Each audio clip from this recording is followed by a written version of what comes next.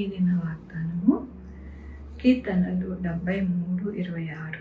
దేవుడు నిత్యము నా హృదయమునకు ఆశ్రయదుర్గము స్వాస్యమునై ఉన్నాడు. ఎంత గొప్ప వాగ్దానాన్ని దేవుడు మనకి అనుగ్రహిస్తూ ఉన్నారండి. దేవుడు ఈ దినము ఏమని సెలవిస్తూ ఉన్నారు అంటే, నిత్యము నా హృదయమునకు ఆశ్రయదుర్గముగాను స్వాస్యముగాను మనకి ఉన్నారు అని దేవుడు సెలవిస్తూ ఉన్నారు. ఏమిటి స్వాస్యము, ఆశ్రయ దుర్గము అనగా, మన యొక్క జీవితాలలో ఎటువంటి ఆపదలు వచ్చినప్పటికీ కూడా ఆశ్రయ దుర్గంలో మనల్ని దాచిపెట్టి మనల్ని సంరక్షించే దేవుడుగా ఉన్నారు. అలాగే స్వాస్యమునై ఉన్నారు అంట. దేవుని యొక్క కృపను బట్టి మనము ఆయనే స్వాస్యముగా మన జీవితంలో ఉంటూ ఉన్నారు. మనకి ఏది కావాలన్నా, మన ఏ అవసరత అయినా, ఏదైనప్పటికీ కూడా చాలిన దేవుడుగా ఆయన ఉన్నారు. ఆయన శ్రీమంతుడు, ఆయన స్వాస్యము మనకి అనుగ్రహించే దేవుడు. కాబట్టి మన జీవితంలో నిత్యము మన హృదయంలోనికి ఆశ్రయదుర్గముగాను స్వాస్యముగాను ఉన్నారు. కాబట్టి మనము ఎప్పుడు కూడా ఇబ్బంది, బాధ, కష్టము వాటిల్లకుండా మనము ఆయన వైపు చూసినప్పుడు మన జీవితాలలో ఆశ్రయదుర్గముగాను స్వాస్యముగాను ఉంటారని దేవుడు సెలవిస్తూ ఉన్నారు. దేవుని యొక్క వాక్యంలోని, నేను నిత్యము చొచ్చినట్లు నాకు ఆశ్రయ దుర్గముగా ఉండుము, నా శైలము, నా దుర్గము నీవే, బాల్యము నుండి నా ఆశ్రయము నీవే, గర్భవాసనది మొదలుకొని నీవే నాకు ప్రాపకుడవై ఉంటివి. అవునండి, మన జీవితంలో ఆయనే ఆశ్రయము, శైలము, దుర్గముగా ఆయన ఉంటూ ఉన్నారు. బాల్యము నుండి మనకి ఆశ్రయముగా ఉన్న దేవుడు మన గర్భవాసి నుండి మొదలుకొని ఇప్పటి వరకు మనకి ప్రాపకుడై ఉన్నారు.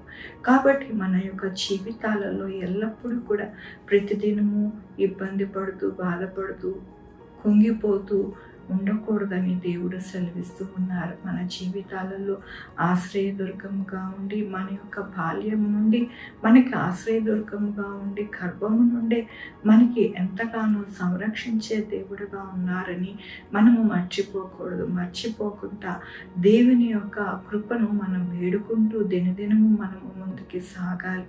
చాలామంది వారి యొక్క జీవితాలలో వారికి ఇల్లు లేదని, అప్పులున్నాయని, వారికి ఉద్యోగాలు లేవని, వారి యొక్క జీవితంలో ఆరోగ్యం లేదని, వారి యొక్క ఇంటిలో మనశ్శాంతి లేదని ఎంతగానో తల్లడిల్లిపోతూ ఉంటారు. అయితే దేవుడు అంటూ ఉన్నారు, మీరు తల్లి గర్భం నుండి ఉద్భవింపబడి నుండే నేను మీకు ప్రాపకుండునై ఉన్నాను కదా, మీకు శైలముగా, ఆశ్రయ దుర్గముగా ఉన్నాను కదా, మరి ఎందుకు మీరు చింతిస్తూ ఉన్నారు, బాధపడుతూ ఉన్నారు, మీరు ఎందుకు కృంగిపోతూ ఉన్నారని దేవుడు సూటిగా ఈ దినము మాట్లాడుతూ ఉన్నారు. కాబట్టి మనం ఎల్లప్పుడూ కూడా దిగులు చెందకూడదు, బాధపడకూడదు. దేవుడే మనకి సమస్తము అని మనం విశ్వసించి మన యొక్క జీవితము కొనసాగించాలి. అదే మన బిడ్డలకి నేర్పించాలి. అప్పుడే మన బిడ్డలు ఎంతగానో దేవునిలోని సంతోషించి ఉన్నతమైన స్థానంలోకి వెళ్తారని దేవుడి దినమున ఆయన వాక్యముతోనూ వాగ్దానముతోనూ మాట్లాడుతున్నందుకు దేవునికి వందనాలు చెల్లిస్తూ ఉన్నాను. ఈ దినమున పుట్టినరోజు, పెళ్లి రోజు, అనేక శుభదినములు చేసుకుంటున్న వారందరికీ కూడా నిండారుగా శుభాకాంక్షలు తెలియజేస్తూ ఉన్నానండి. మీ జీవితంలో దేవుని యొక్క ఆశీర్వాదము, ఆయన బహుమానము, ఆయన దీవెన మీకు కలుగునుగాక. ప్రార్థించుకుందామండి. యెహోవా దేవా, నా తండ్రి, నా ప్రభువా, నాయన, అవునయ్యా నా ప్రభా, మా యొక్క జీవితంలో ఆశ్రయదుర్గముగా నాయన, నా తండ్రి కేడముగా, నాయన నా తండ్రి పాపకుండగా నాయన మీరు ఉండి సమస్తమును చక్కపరిచి మా యొక్క జీవితాలని నాయన సుఖమయముగా ఉండేలాగా మీరు సహాయం చేస్తున్నారయ్యా. సహాయం చేసినందుకు నాయన మీ కృపను బట్టి నాయన వేడుకొంచున్నానయ్యా.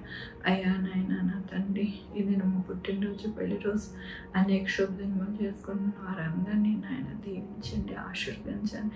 రావాల్సిన బహుమానం వారికి దయచేయండి నా ప్రభా. అలా అలాగే నాయన నా తండ్రి మా కొరకు ప్రార్థించమన్న వారి బిడ్డల భవిష్యత్తును, వారి ఆరోగ్యం, వారి చేపలు, వారి ఉద్యోగములు, అలాగే నాయన వారి వ్యాపారములను చక్కగా నాయన ఉన్నతమైన స్థానంలోకి వెళ్ళడానికి సహాయం చేయండి.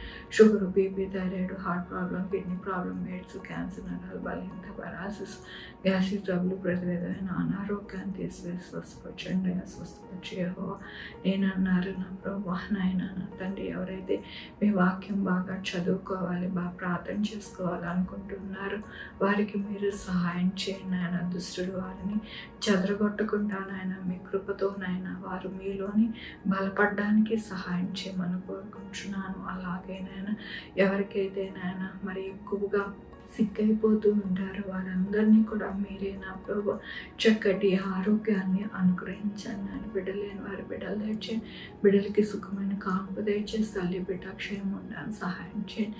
నాయన యవనస్తులు ఎలా చదువుకోవాలి, ఏ విధంగా చదువుకోవాలి, ఎలా గుర్తుపెట్టుకోవాలి, ఏ ఎగ్జామ్స్ రాయాలి, ఎలాగ వెళ్ళాలి అన్నీ కూడా వారికి జ్ఞానం దయచేయండి. మీరు మీ యొక్క కృపలో నాయన జ్ఞానం ఉంది కాబట్టి ఎవరు అడిగితే వారికి మీరు అనుగ్రహిస్తానంటున్నారు. వారు అడిగి పొందుకునే వారిగా సహాయం చేయండి నా ప్రభా నాయన నా తండ్రి. ఉద్యోగాలు చేస్తున్న వారికి నాయన ఉద్యోగంలోని నాయన ఎటువంటి ఇబ్బందులు వాటిల్లకుండా వారందరికీ సహాయం చేయండి నా ప్రభా. కృప చూపించండి నాయన. వ్యాపారస్తులకి తోడై ఉండండి, డాక్టర్స్కి, నర్సెస్కి, నాయన మెడికల్ స్టాఫ్కి తోడై ఉండి నా ప్రభా. ఆ మనుషులను నాయన నా తండ్రి పేషెంట్లను బాగా చూసి వారికి చక్కటి ట్రీట్మెంట్ ఇవ్వడానికి జ్ఞానం ఇవ్వండి నా ప్రభా. అయా నా తండ్రి ప్రతి ఒక్కరికి నాయన మీరు తోడయండి నాయన. మీరు గొప్ప దేవుడని నాయన మీ యొక్క నామమును స్తుతించే వారిగా అందరూ ఉండేటట్టుగా సహాయం చేయమని కోరుకుంటూ నా ప్రభు నా రక్షణ యేసుక్రీస్తు పరిశుద్ధమైన నామమున అడిగి వేడుకుంటున్నాను తండ్రి. ఆమేన్. తండ్రి, కుమార, పరిశుద్ధాత్మ సదాకాలం మనందరికీ తోడై ఉండును గాక. ఆమేన్. God bless you.